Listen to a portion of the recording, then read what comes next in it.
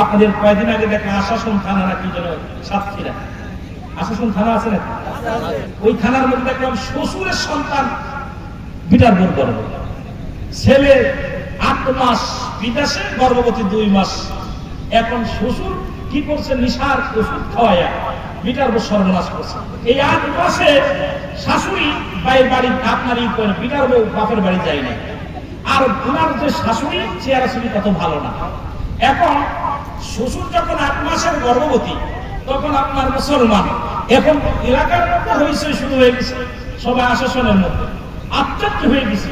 এখন শ্বশুর যায় বলতেছে আমার বিটার চরিত্র বলেন আমি রাখবো না, অপকর্ম করছে।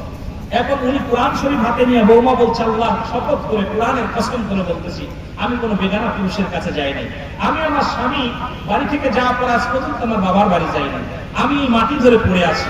এরপরে শ্বশুরকে যখন রিমান্ডে পুলিশে নিয়ে দিছে, স্বীকার দিছে হ্যাঁ আমি ঘুমের ওষুধ খাওয়াইয়া বিটার সর্বনাশ করেছি। চিল্লায় বলেন নাউজুবিল্লাহ।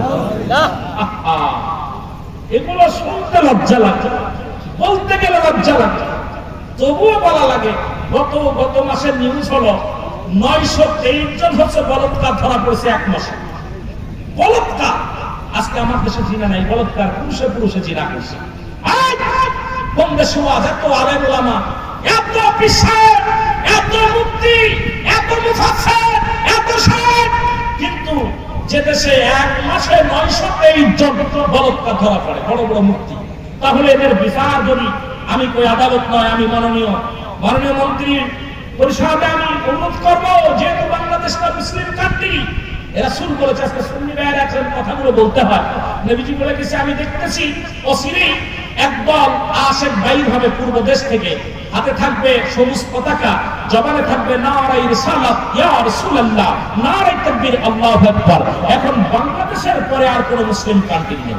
এই জন্য আমরা নারায়ে রিসালাত দিলেই আমার দেশের কিছু ভাইদের কলিজার মধ্যে লাগে, এ মুসলমানরা কয় নারায়ে তাকবীর আল্লাহু আকবার, দিন ইসলাম, দিন ইসলাম। আমি ভাই ভণ্ড প্রতারক, দিন ইসলাম আনছে কে? দিন ইসলাম আনছে রাহমাতাল লিল আলামিন। সেই নবীর সালাত দিতে গেলে কষ্ট হয়। দিন ইসলাম বলতেছে ঠিকই, যেই নারায়ে সালাত বলে কয় না বাস ওই বুকারাম বেটা কে আনছে? দিন ইসলাম তো আমার নবী আনছে, নবীর দরকার না আগে যদি বলেন না কথা কয় না কেন? দিন ইসলাম কইতেছে নারায়ে সালাত দিলেই কষ্ট হয়।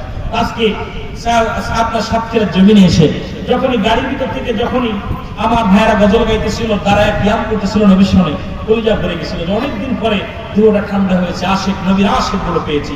কলিজার মধ্যে যখন বসে বসে নাচ শুনতেছিলাম, ছেলেরা নাচ বলতেছিল, কলিজা ভরে গেছে। আজ আমার বলছে না, আমার বাবারা বলছে জায়েজ নাই। আর আহসান বিন সাবিত উনি বলছে, হুজুর বলছে আমাদের পরিচালক মহোদয়, রাসূলের দরবারে 2টা মেম্বার ছিল, নবীজি একটা মেম্বারে খুতবা দিতেন, আরেকটা মেম্বারে নবীজির সাহাবীরা, আমার ওই 2 সাহাবী নবীকে নাচ শোনাতেন, কবিতা শোনাইতেন, কবিতা আবৃত্তি করে শোনাইতেন, গজল শোনাইতেন।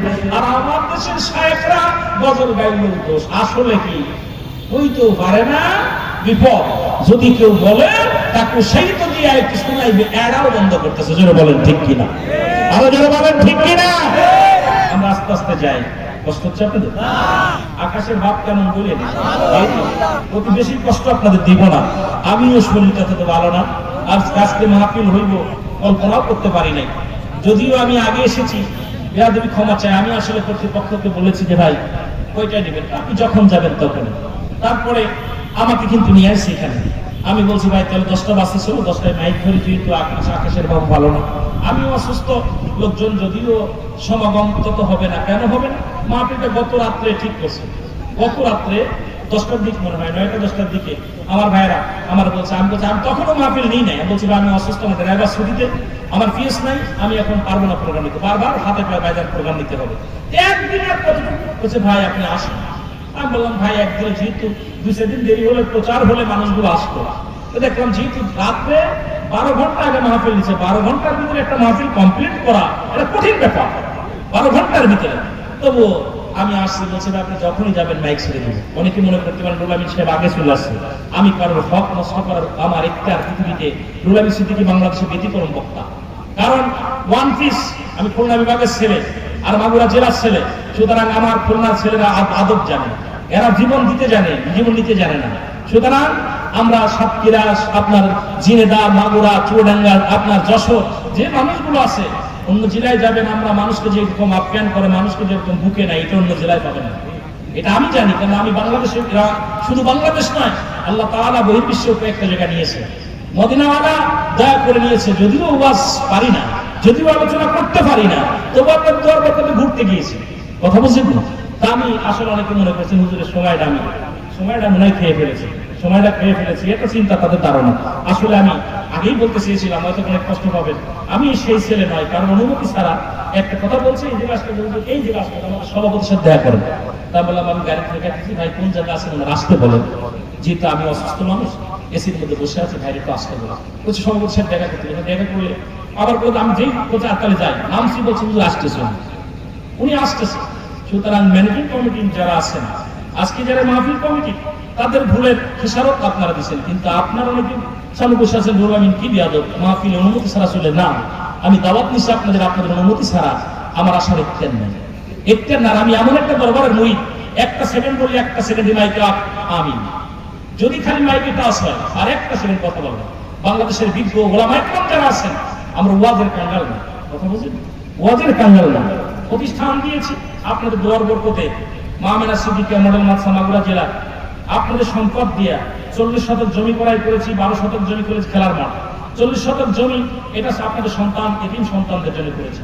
আমার টাকা দিয়ে 40 শতক জমির দাম আছে এখন 80 লক্ষ টাকা, এটা আপনার টাকা দিয়ে করেছি, দান করে আল্লাহর নামে, আমার নামে নয়, আমার রাসূলের বা মায়ের নামে মা আমেনা সিদ্দিকিয়া মডেল মাদ্রাসা করেছি।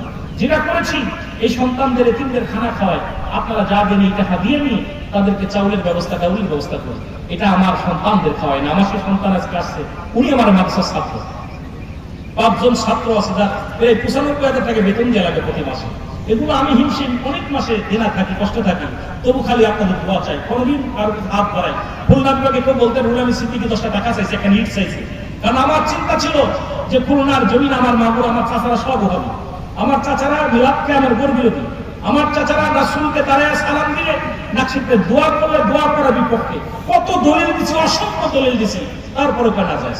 উনার বাবার জিয়ারত করে, বাবার কবর মারা গেছে জানাজা করে অন্য বাড়ি দিয়ে বসে গেছে, কে এসে দোয়া করা যাবে না, দোয়া করলে জাহান্নামে যেতে হবে। সেই ফ্যামিলির ছেলে আমি, কথা বলছেন না, সেই ফ্যামিলির ছেলে, শুধু সুন্নিয়াত শিখেছিলাম, হয়তো মদিনাওয়ালা দয়া করেছিল, আল্লাহ পাক দয়া করেছে, তাই আজকে বাজার চাইছিলাম যে আল্লাহ এমন একটা প্রতিষ্ঠান যেন করতে পারে যেখান থেকে সুন্নিয়াতের ফুলগুলো ফুটবে, সেখান থেকে নবীর সালাম দিবে, নবীর দুরূদ পড়বে, এটাই স্বপ্ন, আর কোনো স্বপ্ন নেই।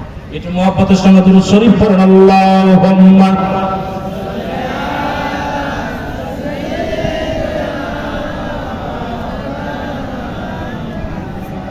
রাসূল